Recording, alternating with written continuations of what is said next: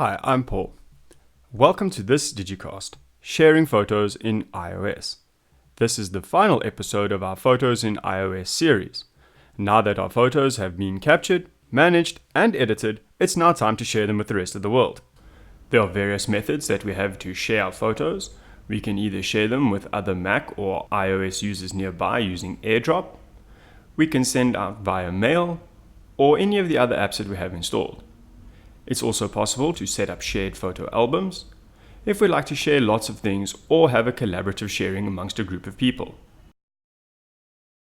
In my Photos app, I'm now browsing some of the photos that I'd like to share. I can tap on the image to see it in full screen, and then I'll tap on the Share button down the bottom left to share. Immediately, other iOS and Mac OS X users will appear in my Airdrop if they're available, or if they turn Airdrop on, they'll appear there shortly. I can now tap on them to share the photo with them directly, or I could select more photos to share them all simultaneously. It's also possible to use some of the other apps that you have installed on your device to share photos as well.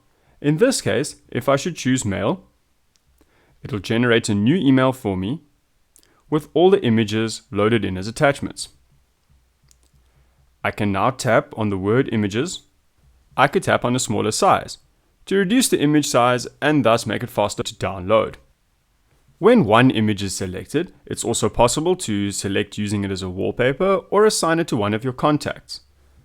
As soon as you see more images selected, those options fall away because those options cannot be applied to multiple photos at once. If you'd like to share a whole album or a collection of images with someone else, it's also possible to do this too.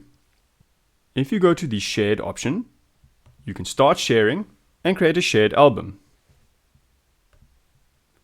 I now choose who I'd like to share it with, and I create the album. As soon as I go back, I see my album, and going inside, I can tap on the plus to add images. So I'd like to add the stunning views of the mountain,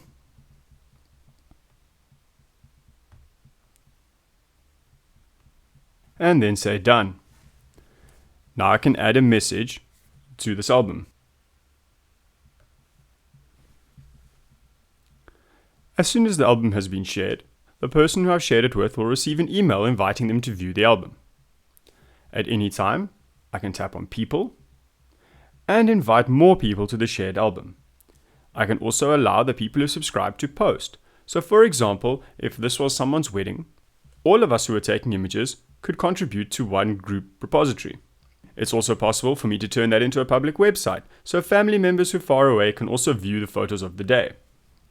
We can add some notifications so that everyone gets notified, or we could delete the shared album if it was no longer needed. Say I'd like to share these two videos of Table Mountain and Lion's Head. I tap Share, and I can either share the whole moment or just some of the photos.